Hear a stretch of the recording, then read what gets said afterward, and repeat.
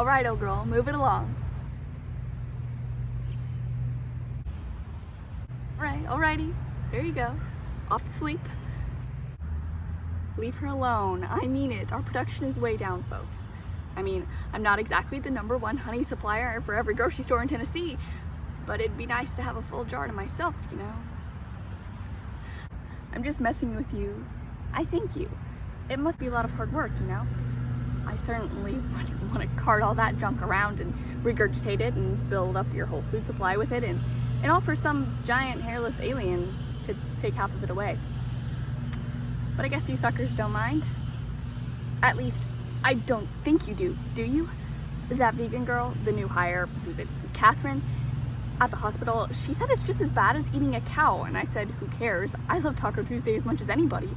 And she said eating a cow is just as bad as murder, and I don't know, because I can kill a cow, even with those big brown eyes, but I can still do it because Daddy taught me how, as long as you use all the meat, and you don't just kill because you're being sadistic, you know?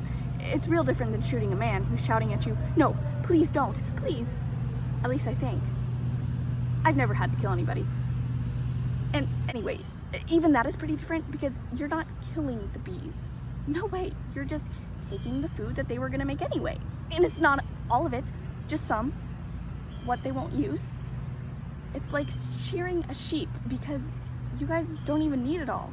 In fact, it would take up too much room if I didn't just take a little bit. I guess I never asked. I'm sorry. Is it all right? Can I have a little? You know, it's okay if I can't, you know. I like the company just as much as I like the honey. You guys sure? Speak now or forever hold your peace type of thing.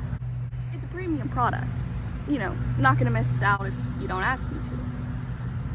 A spoonful a day is a top scientist recommended dose of antioxidants. Did you know that? Okay, well, thanks. I knew Catherine was full of it. Thank goodness I can stay with you guys all the time now. I wouldn't work one more day with her, I don't think. Hey, not that you care or anything, but the big owner who takes care of this hive and moves your snitty little rears around when you get fragile, yeah, me? Did you know that the longer I'm around, if you're hostile, the more susceptible I am to a bee allergy? Isn't that crazy? I'm serious. Isn't it so bizarre that all my life I could just bebop around and a bee could sting me and yeah, it would hurt, but a Benadryl and a 20-minute nap later, I'd be perfectly fine. And what's so funny is I'd never seen or care about a bee unless I was swatting one away at a baseball game or something like that. And now we're actually pals, now that I take care of you suckers and I care about you and come out here every morning and night and now your whole species is out to get me, to kill me. I've never been allergic to bees, to anything. I'm still not, I don't think. I guess we'll find out, huh, boys?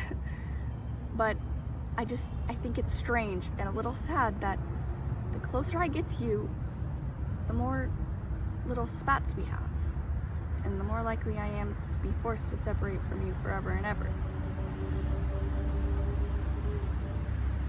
I always thought it was supposed to be the opposite, you know? Everyone always says it's supposed to be the other way. If you expose yourself to something you're allergic to long enough, doesn't it go away a little bit? It's the whole face your fears principle. Or like, I read this study where these kids who were really allergic to peanuts had this long-term, super gradual exposure to peanuts, and after a year or so, they could successfully hold like 8 peanuts or something when they couldn't even breathe peanut air before. I don't know. For once, I want to love something like that. It doesn't push me away or punish me for loving it. It can take a lot of work and time. I like that. We like that. It's the only way honey gets made. It's just, it makes me sick. It makes me sick because you guys, it's all I have. And it's so good. It's enough. But just under that peace, it's just this dark, empty fear.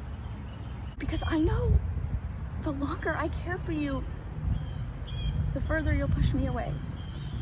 And you won't even realize it until it's too late. And then you probably won't even care or know the difference when I'm gone. So, I guess maybe if I have to leave, it should be because I died. I'm old, it's feasible. I'd rather just die than live. But I can't take care of you anymore because of some stupid allergy. I don't know. Whether I'm dead or away or even just lose interest, it would be nice to have some way to know I meant something to someone, to you. It would be nice to be mourned.